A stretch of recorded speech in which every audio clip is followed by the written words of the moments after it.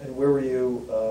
You said you made the call, and then that's your responsibility in this situation? Yes. Myself and Lieutenant Bunderman, who is a Red Platoon leader, we were basically running the TOC. So when we took that the initial fire, it's kind of my job to get it out to hire, see what assets are available, and then just start coordinating the guys on the ground to the different positions. Mm-hmm. Had there been any indication to us, all of you, that something like this was coming? Did you feel as though, you said you take fire 3 or 4 times a week. Have you expected something like a more ramped up assault to take place like this? No. I mean, this is everyday life.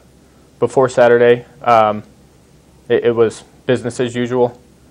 The day before, we'd even met with the village of Mandigal and discussed, because things were dying down, the areas were becoming more peaceful, we would start looking at ways we could affect the village with projects. So, like I said, it was normal. And then the next day, we're noon, and when I say lull, I mean we actually had a little time to catch our breath. Not long, but we had 5 or 10 minutes where we weren't taking fire. I don't know if they were regrouping to another area or what, but that was really the first time I looked at my watch and was like, you know, it's not as bad as it was. That's like 7 hours. Right? And then the contact sustained throughout the day. And at what point did you feel like you had support from beyond Keating and Fritchie? 20 minutes into it. I know close air support, fixed-wing jets, checked on station about 20 minutes after we reported initial contact. So we had support pretty fast. 20 minutes after that, the helicopters checked on station. And so at that point, we had jets and helicopters on station working with us and working together to diminish the problem. But it was still like almost 12 hours before you could. Yes, ma'am. What did it look like? Yeah. Did you see these guys? Were they firing you for positions you couldn't see? Wait, hold on. Just wanted to know, how many people do you think it was? And could you see them? Were they running across the base? During the attack, from our operations center, we have cameras set up at various locations of the FOB, or the COP, and from looking at the cameras, we weren't able to decipher exactly how many there were. We can see impacts, we can see cameras going out, whether they were hit by small arms fire or whatever it might have been, but we couldn't actually get eyes on, from our location, exactly how many fighters there were. So you couldn't see these guys for the most part? That No. were firing you? No. From above, Chad, could you tell me, could you see any of these guys? As soon as we showed up on station, we did the check-in with them, and I'd say within about 30 seconds of after doing the check-in, we found about 25 to 30 personnel coming down the one of the ridge lines just to the east. We identified weapons, and we just wanted to verify that they had no friendlies outside their compound. So at that time, we determined that they were all enemy. And they ended up having, well, it was 30 that came down on the first initial road that we saw. Mm-hmm. And when we went back and we started looking at it later, we found the path that they were coming from, Mm-hmm. and that whole path ended up being, they were up and down that path all day. So from the air, we could identify quite a few people. Then what did you do? We initially checked in with them, and we made sure, again, like I said, that they had no friendlies outside the wire, and that they were trying to breach the wire at that point.